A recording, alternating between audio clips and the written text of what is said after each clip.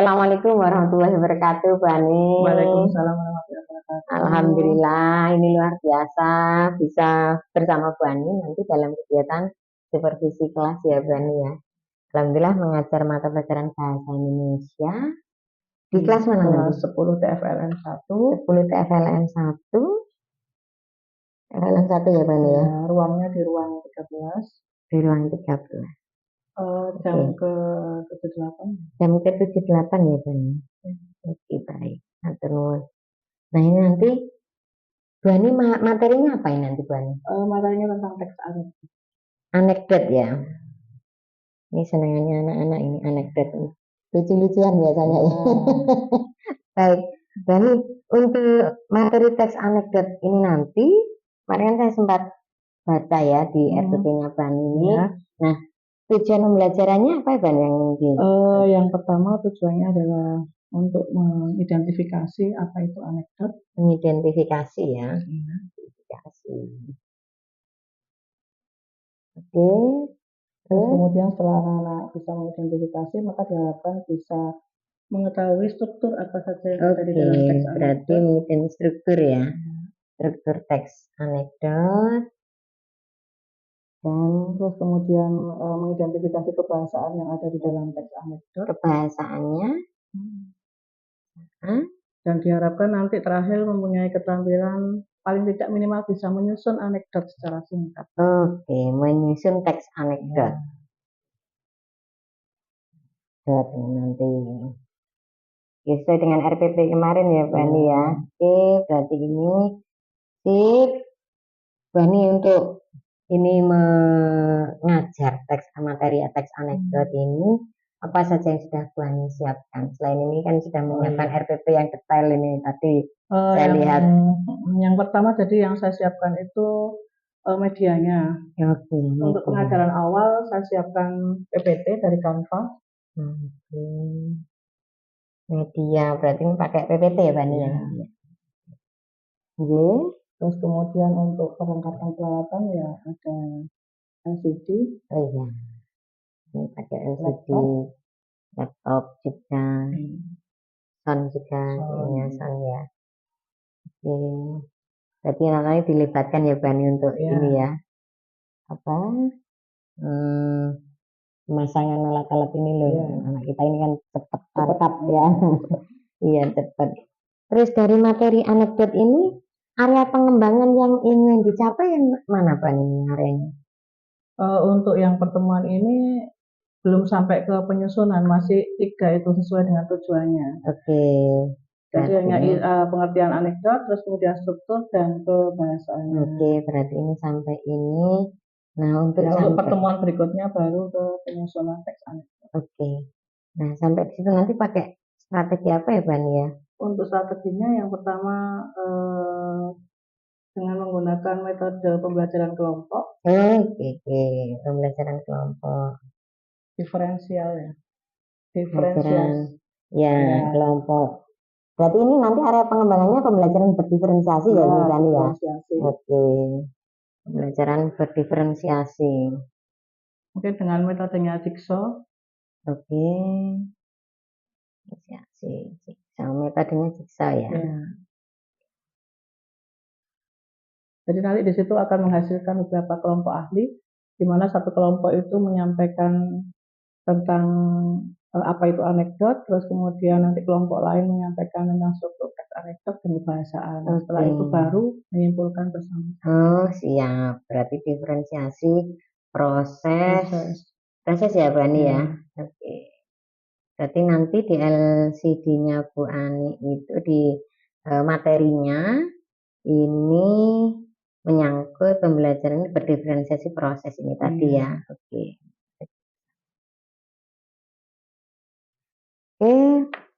Berarti ini Bu Ani sudah siap ya hari ini untuk supervisi kelas ya. Biasa di 10 TFLN 1 jam 8 itu kan juga enggak mudah itu. Ini jam yang ngantuk anak-anak. Ngantuk. Baik, jadi kalau menurut Bani hari ini akan sukses dalam arti itu tidak menerima hambatan atau bagaimana hari ini? Insya Allah enggak, cuma mungkin yang menjadi sedikit hambatan itu ketika awal. persiapan untuk menyiapkan alat-alatnya itu butuh waktu tersendiri. Terus kemudian karena ini kebetulan anak mesin ya, jadi motivasi belajarnya itu tidak antusias anak-anak jurusan lain. Oh gitu. Tapi setelah dengan adanya pembelajaran kelompok ini nanti diharapkan lebih fokus lagi, Betul. lebih semangat Nah, lagi, itu dan nanti ya berkreasi masing-masing. luar biasa. Ini Bu Ani sudah merasa ada hambatan ini dan menyiapkan kalau ada hambatannya ini berarti saya harus menggunakan strategi ini. Berarti berbeda dengan dengan di kelas lain. Ternyata metode plus strategi-strateginya Bu Ani juga berbeda. Katanya saya juga sudah antusias mengikuti pembelajarannya Bu Ani hari ini. Monggo saya enggak ganggu berlama-lama. Monggo nanti Bu Ani setelah ini kan juga mempersiapkan perlengkapan dan lain-lain. Dan nanti juga ikut pembelajaran di kelas kita nih. Silakan sama-sama. Semangat nanti lancar pembelajarannya. Assalamualaikum warahmatullahi wabarakatuh.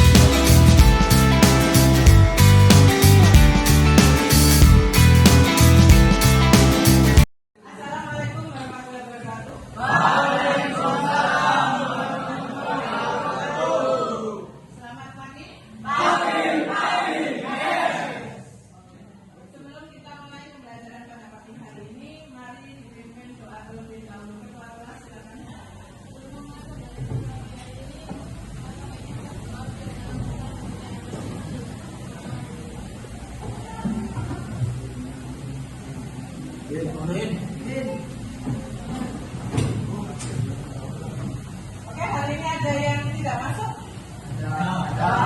Siapa saja yang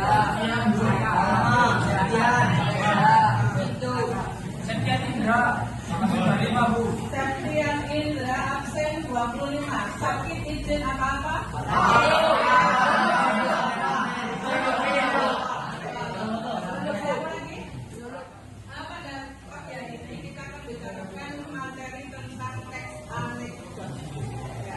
Ada yang sudah tahu apa itu anekdot? Belum ada yang tahu. Nah, tujuan belajar anekdot itu diantaranya satu, biar kalian paham apa sih pengertian dari anekdot.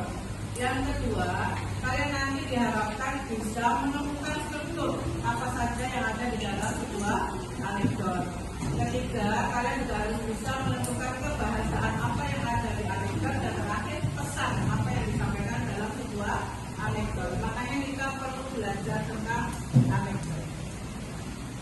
Nah, ini ada pengertian tentang anekdot, yaitu cerita singkat yang menarik.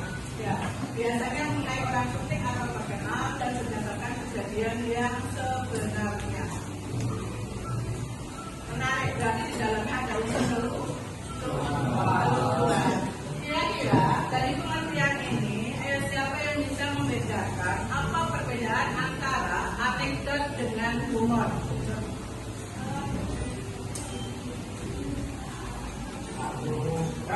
Tidak dengar. Coba siapa yang bisa dengan suara keras? Apa perbedaan anekdot dan humor? Apa itu? Yang sindiran ini yang anekdot atau humor? Anekdot di dalamnya ada sindiran, sedangkan humor hanya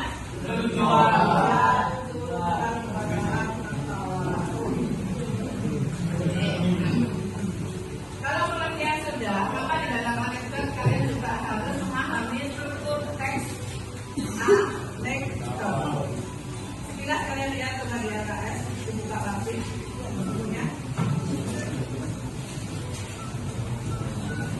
Sama ya, di AKS maupun buku paket, kalian juga bisa menemukan bahwa struktur anekdot itu ada 5. Yang pertama adalah abstraksi, yang kedua orientasi, yang ketiga analisis, yang keempat dan yang terakhir adalah akronim. Halo, oke, perhatikan. Jadi kalian nanti akan ibu bentuk kelompok. Kelas ini berdasarkan 6 kelompok berdasarkan kertas. Ya, jadi ada 6 ketua kelompok yang akan mengambil kertas ini. Nanti dari kelompok itu akan mencari anggota. Jadi tiap kelompok berisi 6 anak. Apa yang ada di tulisan kertas ini Yang pertama adalah ciri-ciri dan pengertian teks anekdot. Yang kedua tentang struktur anekdot. Dan yang ketiga kebahasaan teks anekdot. Paham ya? Silakan dari ketua kelompok ahli 1. Ketua kelompok ahli 1.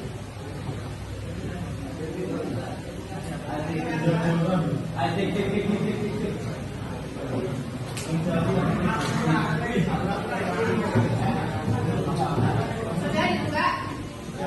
Ya. Coba dibaca dari kelompok sana. Struktur teks anekdot.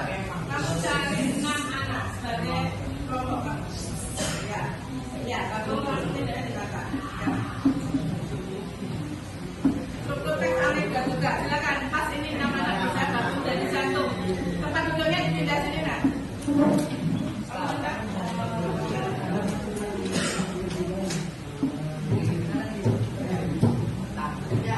Yang ini tentang ciri-ciri teks anekdot. Ya. Kampung cari 6 anak. Terus yang ini. Kebahasaan teks anekdot untuk 6 anak. Ya, silakan gabung sini deh. Gabung dari satu. Semuanya bentuk kelompok. Gabung di dalam kelompok masing-masing.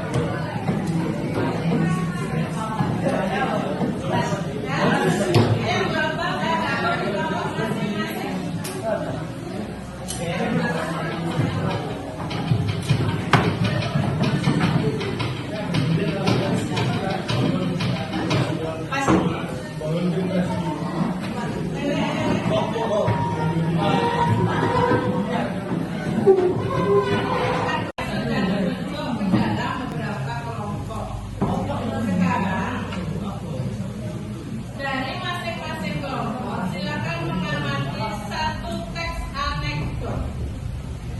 Satu teks anekdot dari YouTube. Ya. Apa yang harus saya lakukan? Saya harus mencari sesuai dengan tema kelompok.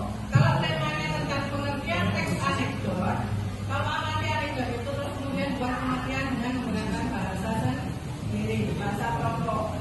Terus kemudian yang mendapatkan struktur teks anekdot juga silakan kalian cari apa saja struktur yang ada di dalam teks anekdot tersebut.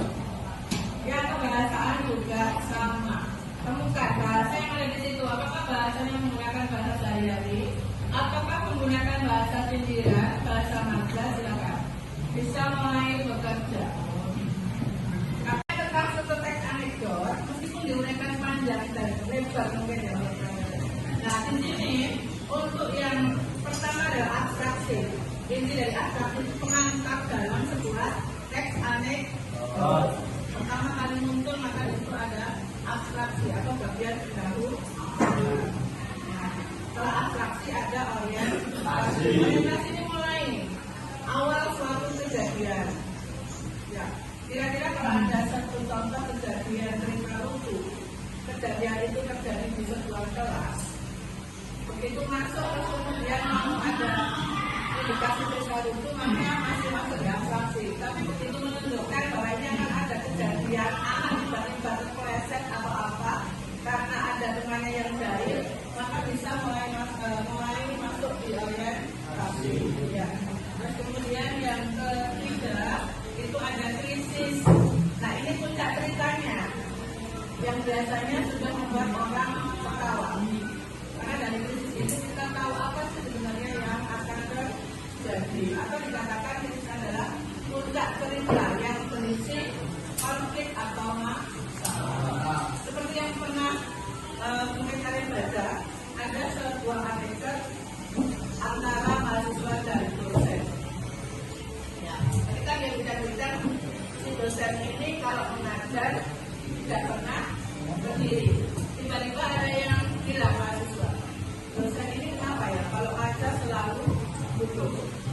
Terus kemudian temannya bilang, ya iya, kalau dia berdiri, posisinya akan diambil oleh orang lain. Nah, ini sudah masuk ke krisis. Ya.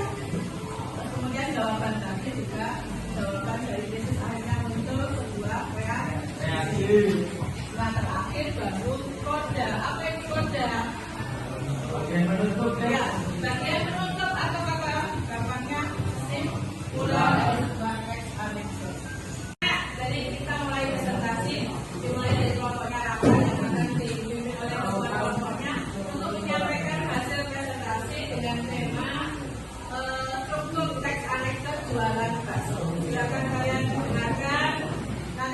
ada yang kurang jelas bisa ditanyakan atau mungkin memberikan masukan. Oke, saya akan mempresentasikan struktur teks anekdot.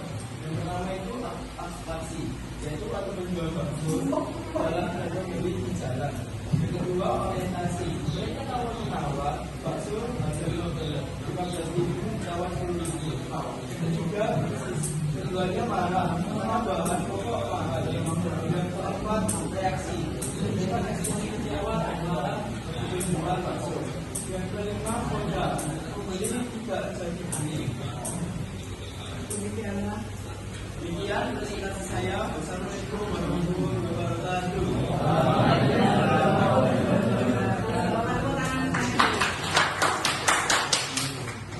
Oke anak, sebelum perwakilan atau presentasi yang akan dilakukan oleh tiap-tiap kelompok, silakan kalian berdiri dengan membawa pulpen semuanya. Jadi semua nak berdiri. Berdiri, ada yang berdiri.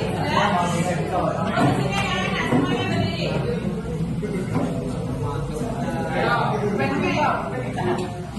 Kita sedikit sederhana.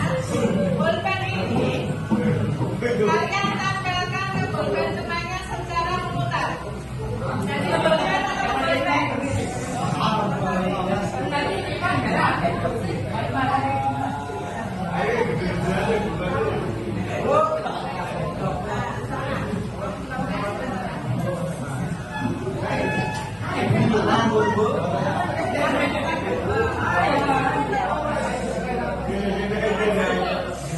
Pulpen itu pulpenan.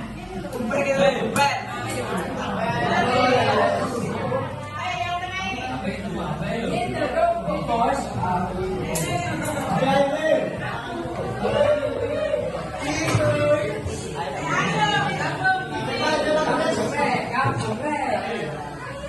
Harusnya tangannya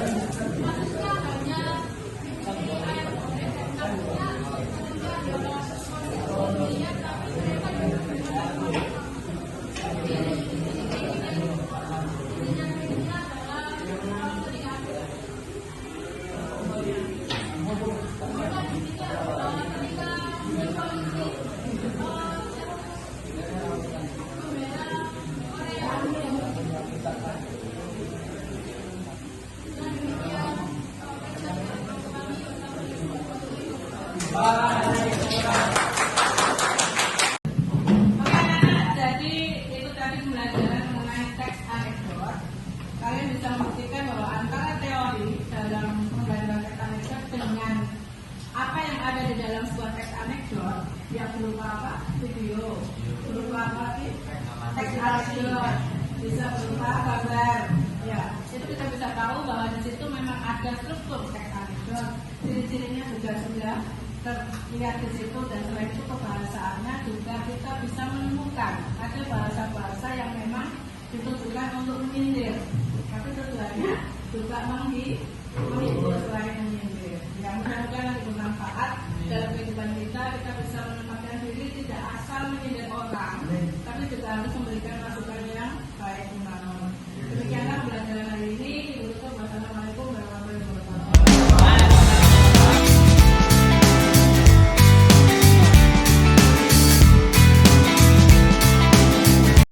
Assalamualaikum Mbak Ni.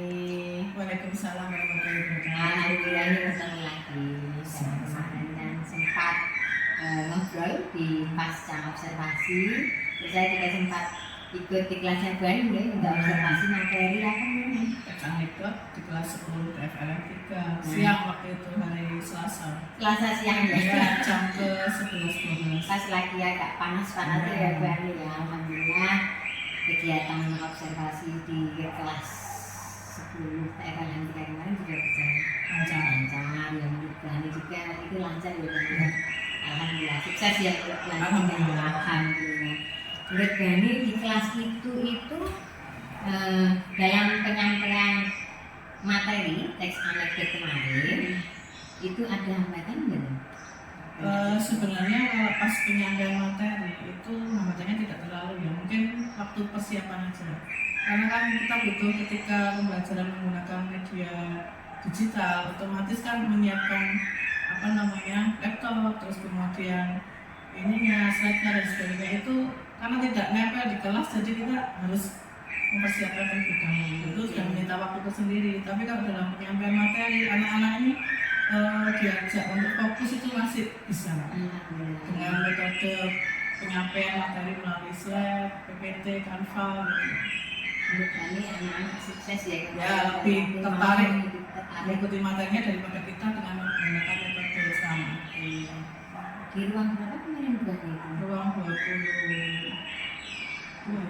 Iya, 22 ya kemarin ya. Nah, di ruang situ memang kan tidak ada LCD, itu menurut juga hambatannya sendiri karena masa-masa ini kan juga butuh waktu ya menurut Bani ya. Baik. Nah, karena dengan kondisi yang demikian tadi, Bani juga tetap mengajar kan kegiatannya begini. Nah, apa yang sudah Bani lakukan supaya hambatan itu tidak menjadi hambatan yang besar dan anak-anak tetap bisa mengikuti proses pembelajaran dengan baik? Ya, mungkin dalam kegiatan pembelajaran yang setelah saya sampaikan menggunakan presentasi Canva itu, terus kemudian pembentukan kelompok, mereka terbentuk dalam kelompok-kelompok, terus kemudian diskusi untuk mencapai tujuan, yaitu menganalisis struktur, kemudian kebahasaan, dan persiapan untuk menyusun teks anekdot. Terus kemudian ketika diskusi pun kan saya bentuk berdasarkan kelompok ahli. Jadi ada yang ahli dalam struktur teks anekdot, ada yang ahli dalam kebahasaan teks anekdot. Setelah itu selesai diskusi, saya kasih ice breaking biar tidak bosan lah mereka. Jadi ice breaking sebelum mereka presentasi per kelompok perwakilan. Kemarin saya lihat juga anak-anak tertarik juga ya Bani ya. Waktu mengikuti pembelajaran ini, karena Bani memang sudah membentuk kelompok ini berdasarkan Kelompok ahli. Tapi ahlinya yang bagian mana? Ahlinya itu kemarin kan karena sebelum materi disampaikan itu kan ada semacam tanya jawab. Jadi siapa yang cepat menganalisis tentang struktur maka saya kelompokkan ke bagian struktur. Yang kebahasaan akhirnya hambatan-hambatan tadi Bani bisa mengatasinya ya. Berapa persen keaktifan siswa murid Bani dalam proses pembelajaran? Karena anak FLM ini kan sebenarnya kalau dibandingkan dengan jurusan KA atau yang lain beda jauh, itu perhatian ekstra. Tapi ketika dengan gaya mengajar yang lebih interaktif, itu mereka juga antusiasnya lebih berubah. Iya, karena saya lihat di catatan kemarin, ini Bani area pengembangannya adalah menciptakan pembelajaran yang aktif kepada murid. Nah, persiapannya Bani kemarin adalah menyiapkan media interaktif tadi, ya, media interaktif yang melalui apa ya tadi kan ya. Akhirnya Bani sudah melihat itu keaktifan siswa ini sudah terlihat dalam kerja kelompok, terus kemudian lebih cepat untuk bisa tampil percaya diri, tidak harus dipaksa. Mungkin itu salah satu. berarti sudah terlihat di area pengembangan yang ingin dikembangkan. Bahkan Bani juga dalam prosesnya dalam melaksanakan pembelajaran berdiferensiasi proses yang ditunjukkan dalam kegiatan. Nah, ini diferensiasi prosesnya karena perbedaan dalam analisis ya. Kalau materinya tetap teks anekdot, tapi prosesnya itu ya itu tadi ada yang bagian struktur, ada yang bagian kebangsaan. Dan kedepannya penyusunan teks anekdot itu saya bentuk berdasarkan kemampuan masing-masing individu. Ada yang tertarik dengan menggunakan video, ada yang tertarik dengan menggambar, ada juga yang tertarik dengan dialog atau menggunakan narasi dalam menyusun teks anekdot. Luar biasa. Boleh saya tepuk tangan dulu buat Bani. Luar biasa loh. Yang kemarin saya ikut masuk di kelas itu Bani telaten sama anak-anak proses diferensiasi. Betul ya Bu ya, karena pembelajaran itu kan begitu. Guru sama anak murid itu ya berarti seperti anaknya sendiri. Sehingga anak-anak juga kelihatan antusias mengikuti proses dengan sangat baik. Bahkan saya lihat kemarin anak-anak ini sangat berani tampil. Iya, yang awalnya sama sekali sulit untuk membuat mereka tampil. Beda dengan jurusan seperti kimia analis atau KTSP itu tanpa kita paksa pun sudah kesadaran tinggi untuk maju tampil percaya diri. Tapi kalau anak yang butuh strategi tersebut. Tapi ternyata Bani bisa ya strategi-strategi itu ya, pengelompokan kelas-kelas kelompok kecil tadi ya Bani ya. Luar biasa. Karena melihat kesuksesan dari proses pembelajaran materi anekdot ini, tentu saja Bani kan tidak mungkin berhenti sampai di sini loh. Ingin ada tindak lanjut yang ingin dilakukan untuk ke depannya. Jika boleh tahu mungkin rencana tindak lanjut ke depan bagaimana? Untuk tindak lanjut ke depannya, kalau masalah pembelajaran dengan Kanva paling nggak sudah bisa lah. Tapi untuk penguasaan lebih lanjut mungkin butuh bimbingan dari keluarga. Siap. Terutama yang interaktif karena untuk menyusun video digabungkan dengan materi itu masih kesusahan dan proses. Baik. Berarti Bang Bani Itu akan bimbingan jenengan. butuh bimbingan. Siap. Berarti Bani ini kan intinya akan menyiapkan materi-materi baru yang interaktif interaktif ya. dengan media digital. Betul, dengan menggunakan media digital yang dikeluarkan ya ke depannya ya. Alhamdulillah, berarti ini sukses. Terus untuk pembelajaran berikutnya, Bani sudah saya lihat juga luar biasa. Area pengembangan yang dicapai semuanya sudah terlihat sangat baik dan menggunakan bahasa juga gampang jadi dipahami anak-anak. Bahkan hal yang paling ingin dilihat Bani adalah belajar dengan aktif dan itu juga sudah terlihat. Bani matur nuwun saya Saya juga terima kasih sudah banyak masukan, sudah dibantu untuk menemukan hal-hal baru dalam belajar, motivasi baru. Saya juga terima kasih makin Bani, sampai ketemu lagi di proses mungkin dalam kegiatan observasi atau supervisial. Sekali lagi minta bimbingannya. Siap. Lebih menarik lagi. Siap. Terima Terima kasih, kasih. sama-sama. Matur nuwun.